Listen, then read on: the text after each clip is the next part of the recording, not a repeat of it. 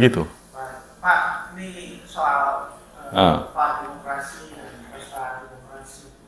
Kalau menurut Bapak, pandangan Bapak sebagai seorang praktisi pendidikan di kampus, apalagi bidangnya sosial politik, bagaimana sih Pak sebetulnya partai politik yang ada di Indonesia ini Pak sekarang ini?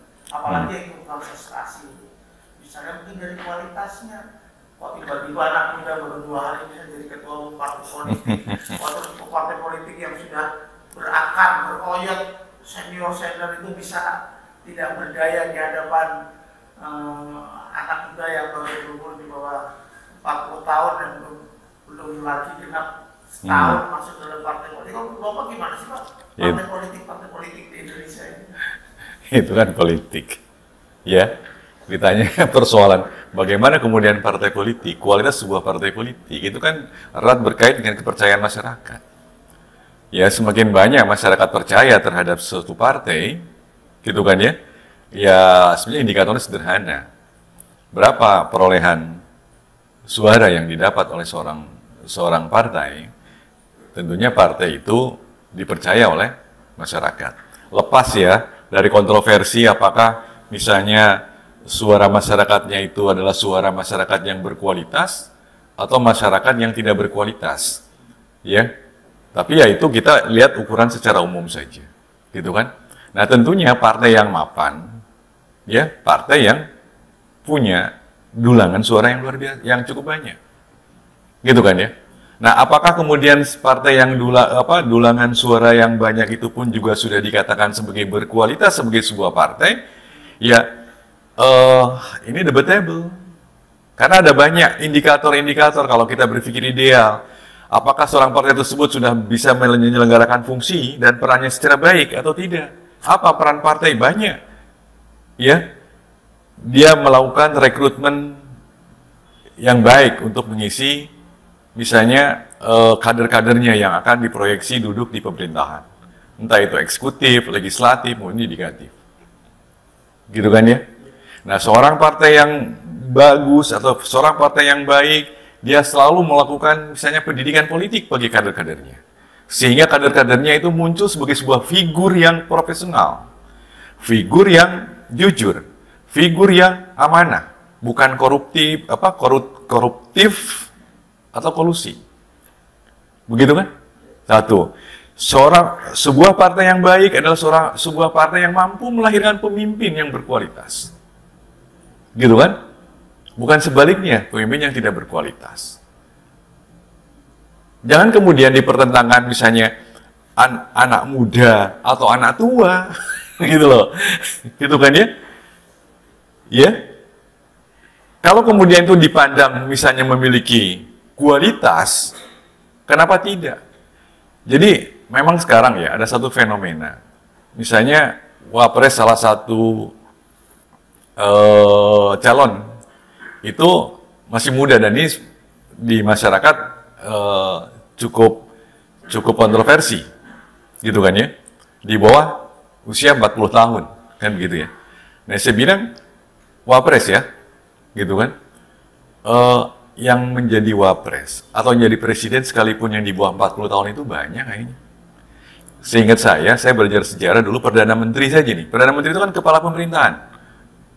Waktu kita awal-awal kemerdekaan, Sultan Syahrir itu diangkat menjadi Perdana Menteri pada usia 36 tahun. Ya. Terus pemimpin-pemimpin dunia lainnya juga sama.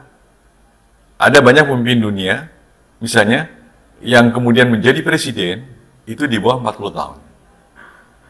Jadi, balik kembali lagi, umur itu bukan ukuran letterlux harga mati untuk menilai apakah seseorang itu berkualitas atau tidak berkualitas. Anak muda ada yang lebih berkualitas dibanding anak tua. Apakah anak tua selalu lebih baik dibanding anak muda? Juga tidak. Gitu loh. Ya. Nah, kemudian persoalannya kemudian kenapa kok ada banyak partai kemudian tiba-tiba muncul anak muda? Justru yang disepakati untuk diusung, ya itulah politik. Karena target politik itu adalah target memperoleh kekuasaan. Definisi politik yang saya tahu, ya, politik itu adalah identik dengan kekuasaan.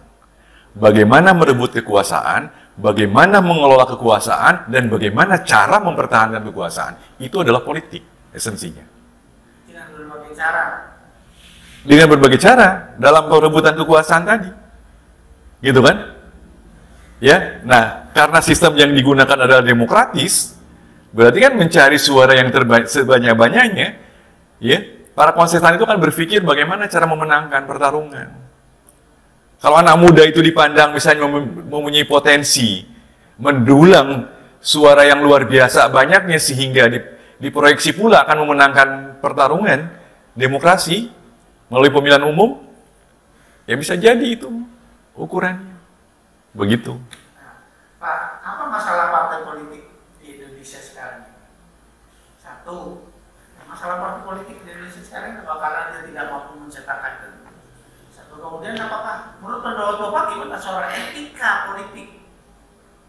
Etika politik yang ada di Indonesia seperti ini. Harusnya seperti apa etika? Artinya apa etika? Itu kan juga memberikan kontribusi pada gerakan partai politik. Kalau etika itu, sepanjang pengetahuan saya itu kan bicara tentang baik atau buruk.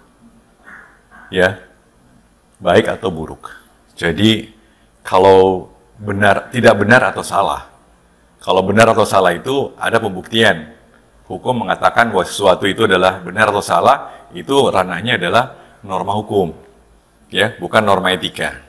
Jadi norma itu ada banyak ya. Jadi saya balik lagi nih, ada norma etika, ada norma sosial, ya, norma adat, dan kemudian norma hukum. Kan gitu ya. Nah, etika itu bicara tentang baik dan tidak baik.